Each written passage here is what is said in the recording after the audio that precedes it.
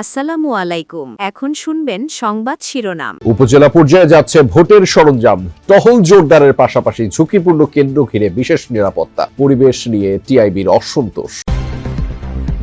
জিয়াউল আহসানের বিরুদ্ধে গুমের মামলায় সাক্ষ্য দিলেন সাবেক সেনাপ্রধান ইকবাল করিম।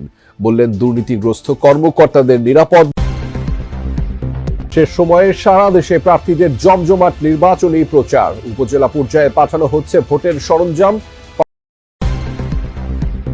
নির্বাচনের আগে কক্সবাজারের উখিয়ায় যৌথ বাহিনীর সাঁড়াশি অভিযান। বাইরে থাকা রোহিঙ্গাদের আটক করে ফেরত পাঠানো হচ্ছে ক্যাম্পে। আসসালামু আলাইকুম। এতক্ষণ শুনছিলেন সংবাদ শিরোনাম, এখন শুনবেন বিস্তারিত। নির্বাচনে বিজয়ী হলে ঢাকা সহ সারা দেশকে নিরাপদে রাখার অঙ্গীকার ব্যক্ত করেছেন বিএনপি চেয়ারম্যান তারেক রহমান। রাজধানীর ইসিবি চত্বরে নিজ আসনে নির্বাচনী পথসভায় অংশ নিয়ে ধানের শীষে ভোট চেয়েছেন তিনি। মা বোনদের জন্য, ব্যবসায়ীদের জন্য নিরাপদ পরিবেশ নিশ্চিত করার কথা বলেন তারেক রহমান। এ সময় তিনি আরও বলেন, বিএনপি সরকার গঠন করলে গোটা ঢাকা শহরে অন্তত 40টি খেলার মাঠ তৈরি করা হবে।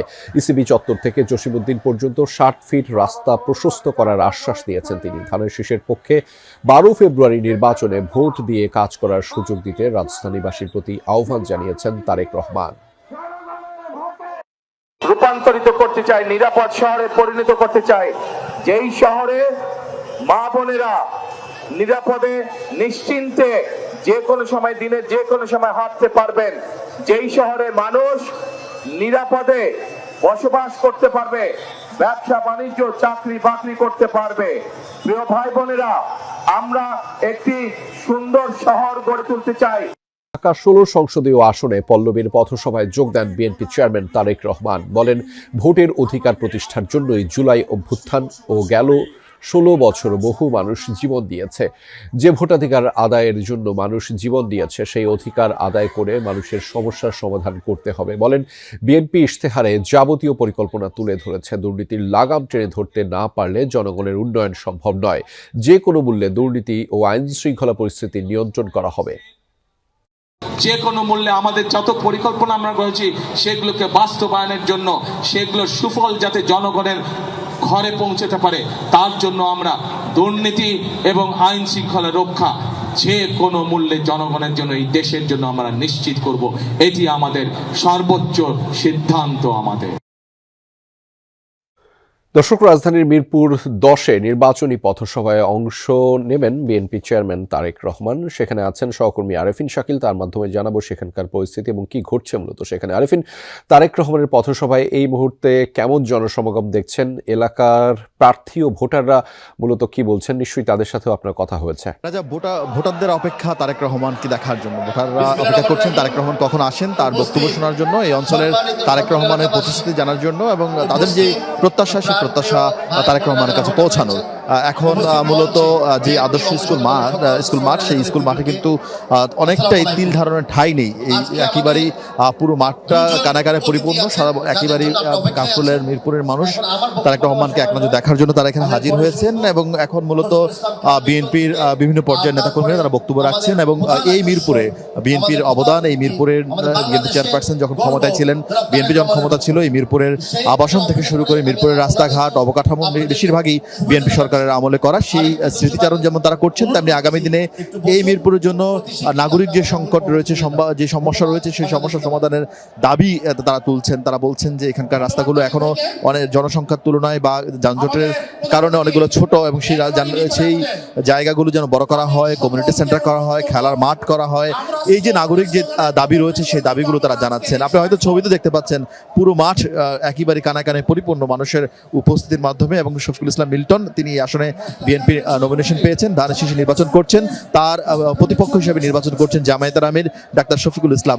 ফলে খুব বেশি এই আসনটি বেশ জমজমাট নির্বাচনী প্রচারণা আমরা শুরু থেকে দেখেছি এবং ফলে এখানকার মানুষ অপেক্ষা করছেন এই আসনে শেষ পর্যন্ত কে বিজয়ের হাসেন। তবে বিএনপি নেতাকর্মীরা বিশ্বাস করেন এখানকার ঐক্যবদ্ধ বিএনপি, যেহেতু বিএনপির দুজন প্রার্থী ছিলেন সম্ভাব্য প্রার্থী, তার মধ্যে দুজনেই এখন ঐক্যবদ্ধ হয়েছেন। ফলে তারা বিশ্বাস করেন যে শেষ পর্যন্ত বিএনপির ধানের শীষের যিনি প্রার্থী, সেই প্রার্থী তিনি জয়লাভ করবেন এবং এই আসনটি তারেক রহমানকে উপহার দিবেন।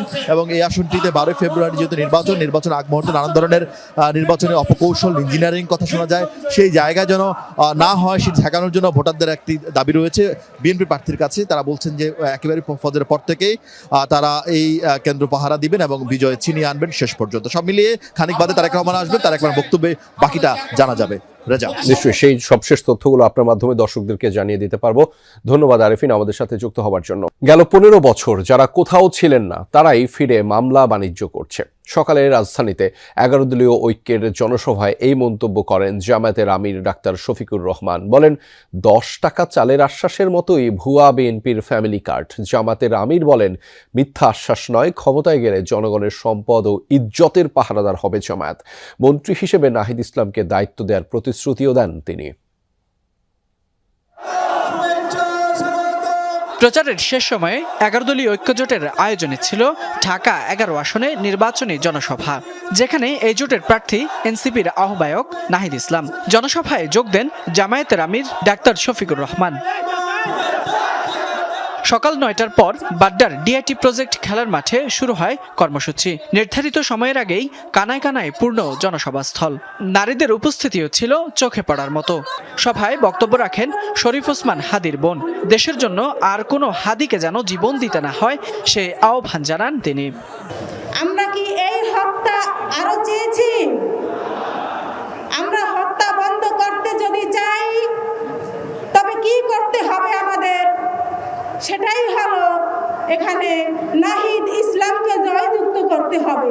জামায়াতের আমির ছাড়াও জনসভায় যোগ দেন এনসিপির মুখপাত্র আসিফ মাহমুদ সজীব ভূঁইয়া, বাংলাদেশ খেলাফত মজলিসের আমির মাওলানা মামুনুল হক সহ জোটের অন্যান্য নেতারা। 12 ফেব্রুয়ারি 11 দলীয় জোটকে বিজয়ী করতে ভোটারদের ঐক্যবদ্ধ হওয়ার আহ্বান জানান তারা। আপনাদেরকে সিদ্ধান্ত নিতে হবে, আপনাদেরকে রায় দিতে হবে। গণতন্ত্রের পক্ষে, ইনসাফের পক্ষে, ন্যায়ের পক্ষে, আপনাদের মুক্তির পক্ষে আপনাদেরকে এমন নেতৃত্ব বেছে নিতে হবে যারা আপনাদেরকে নতুন বাংলাদেশ উপহার দিবে। গণভোটে নির্ভীক চিত্তে, অকুণ্ঠ চিত্তে, স্বতঃস্ফূর্তভাবে গোটা বাংলাকে নিরঙ্কুশভাবে বিজয়ী করতে হবে ইনশাআল্লাহ। নির্বাচিত হলে ঢাকা 11 আসনের বিদ্যমান সমস্যাগুলো সমাধানের আশ্বাস দেন নাহিদ ইসলাম। এই অঞ্চলের অর্থনৈতিক বৈষম্য আমরা দূর করব ইনশাআল্লাহ। এই অঞ্চলের নাগরিক সুবিধা আমরা নিশ্চিত করব।